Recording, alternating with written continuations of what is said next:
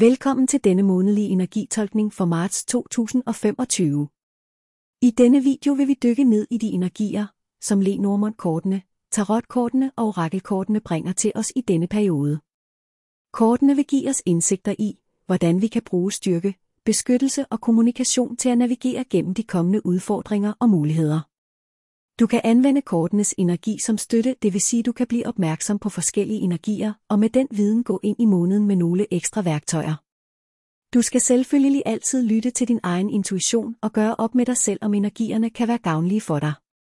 For marts måned har vi fra Lenormand-serien trukket Ræven kort nummer 14. Ræven står dels for arbejde, men kan også stå for beskyttelse. Ræven kan nogle gange have en lidt lusket side, men når jeg ser på de andre kort, som jeg har trukket, peger det mere hen mod det arbejdsrelaterede og på beskyttelse, særligt beskyttelse af den nærmeste familie. Du kan derfor spørge dig selv: hvad er det, som gør, at jeg ønsker at beskytte min familie mere i disse tider? Hvad er det, som gør, at arbejdet optager mig en del i disse tider? Det næste kort, jeg har trukket, er bjørnen, kort nummer 15. Bjørnen står dels for lederskab, styrke, og igen kommer ordet beskyttelse ind i billedet. Det er ligesom om, at dette kort manifesterer et behov for beskyttelse, men også lederskab. Det kan derfor betyde, at du skal træffe nogle beslutninger. Det kan være i forhold til din familie, det kan være i forhold til dit arbejde eller begge dele.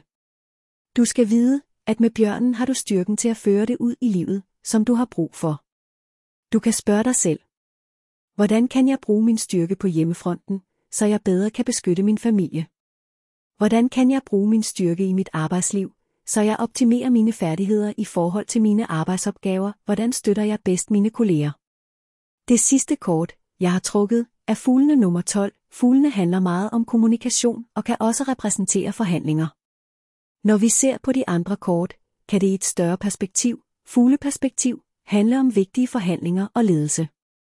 Ser vi det i et mere dagligdags perspektiv, frøperspektiv, kan det betyde, at der lige nu er mange samtaler i hjemmet, hvor behovet for stabilitet, styrke og beskyttelse er tydeligt. På det arbejdsmæssige plan ser vi også en del kommunikation. Vi kan have brug for at tale sammen, arbejde sammen og finde fælles løsninger. Du kan spørge dig selv: hvordan styrker jeg min kommunikation i hjemmet og på arbejde? Som informationskort har jeg trukket 5 stave fra tarotkortene. De 5 stave indikerer, at vi står over for udfordringer, hvor vi skal kæmpe, og vi kan have behov for at sætte klare mål og have en plan for at nå vores mål. Da det er informationskort, fortæller det os, at forberedelse er nøglen. Derfor har vi netop også brug for styrke, beskyttelse, ledelse, samarbejde og kommunikation. Vi står over for en lidt stormfuld arena, men husk, at du har styrken til at navigere igennem den. Det sidste kort, som vi har trukket, er orakelkortet nummer 47 solsort, som beskyttelseskort. Teksten på kortet siger: jeg kommunikerer på kærlig vis. Solsorten synger fra morgenstunden, og han tiltrækker hunderne. Han markerer også sit territorium og alarmerer derfor andre, som kommer uindbudt ind på hans territorium. Han kommunikerer med ligesindede, og han synger ikke i munden på dem. Solsorten minder os om at forbedre vores kommunikation. Du har en smuk stemme, du skal nok blive hørt, når du bruger den på kærlig vis. Skulle du blive mødt af det modsatte, så hold fast i din sunde kommunikation og stå fast ved det, som er vigtigt for dig. Sammenfatning: for marts 2025 ser vi en måned præget af styrke, beskyttelse og kommunikation. Ræven opfordrer os til at være opmærksomme på vores arbejdsrelationer og beskytte dem, vi holder kære. Bjørnen viser os, hvordan vi kan bruge vores indre styrke til at træffe vigtige beslutninger, både i forhold til familie og arbejde. Fuglene minder os om vigtigheden af kommunikation og samarbejde, mens solsorten holder os på sporet med kærlig og klar kommunikation.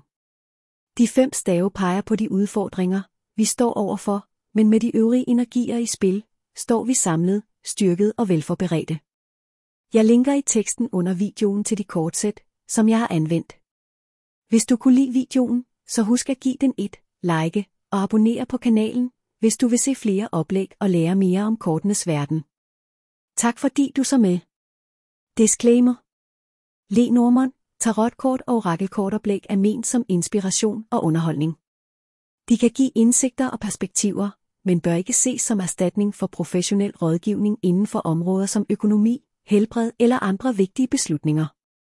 Har du brug for hjælp, opfordrer vi dig til at søge støtte hos relevante fagpersoner.